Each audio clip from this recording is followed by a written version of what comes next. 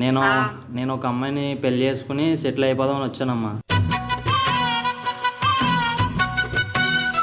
నీకు ఇష్టమైన పుట్టగొడుగులు చేస్తున్నాను, కూర చేస్తాను, తినేసి ఇంట్లోనే ఉండు కానీ రారా.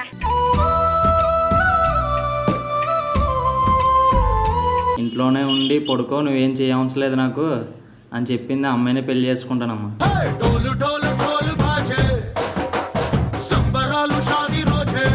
ఎవరమ్మా నువ్వు? నువ్వు నా అత్తవి, నేను నీ కోడల్ని.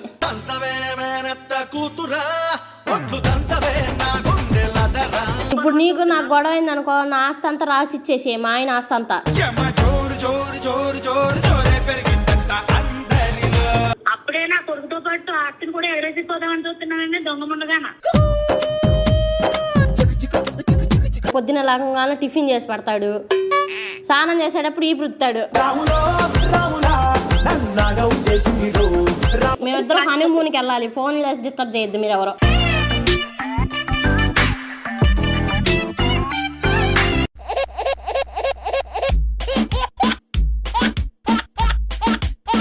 హాయ్ ఫ్రెండ్స్, ఈరోజు ప్రాంకాలు మాట్లాడడానికి ఒక అబ్బాయి వచ్చాడు. ఎక్కడి నుంచి వచ్చాడు అంటే కనుక్కుందాం. ఎక్కడి నుంచి వచ్చావు? మియాపూర్. నీ పేరు? విజయ్. మరి ఎవరు కాల్ చేద్దాం అనుకుంటున్నావు? మీ అమ్మకి కాన్సెప్ట్ ఏమైనా ఉందా? కాన్సెప్ట్ అంటే మా అమ్మ ఎప్పుడో తిడుతూ ఉంటది, మా అమ్మ కాల్ చేసి వేరే అమ్మాయిని పెళ్లి చేసుకున్నాను అని చెప్పి కాల్ చేస్తావు. చెయ్యి మరి.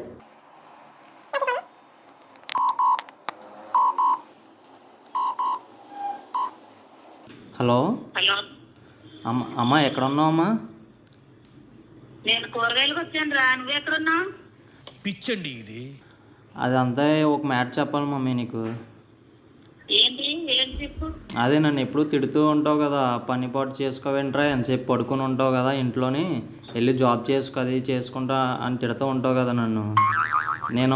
నేను ఒక అమ్మాయిని పెళ్లి చేసుకుని సెటిల్ అయిపోదామని వచ్చానమ్మా.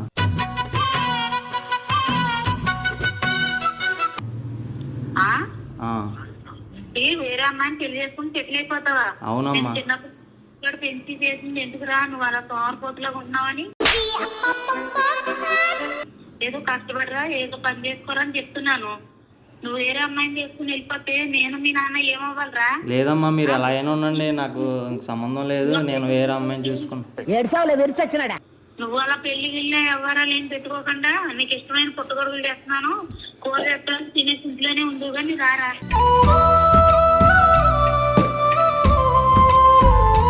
లేదమ్మా, నేను రానమ్మా.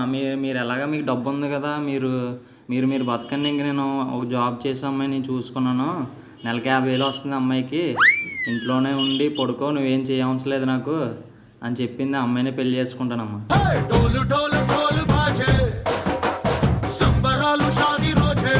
ఏంటి? హలో అత్తయ్య. ఎవరమ్మా నువ్వు? నువ్వు నా అత్తవి, నేను నీ కోడల్ని.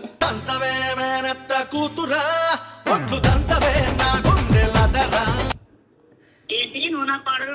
నా కొడుకు తప్ప నీకు ప్రపంచంలో ఎవడో దొరకలేదు ఏంటి? నీకు మా ఆయన తప్ప ఇంకెవరు ప్రపంచంలో దొరకలేదు ఏంది తిట్టేదానికి? మా ఆయన శోభన మోత అయితే ఏంది?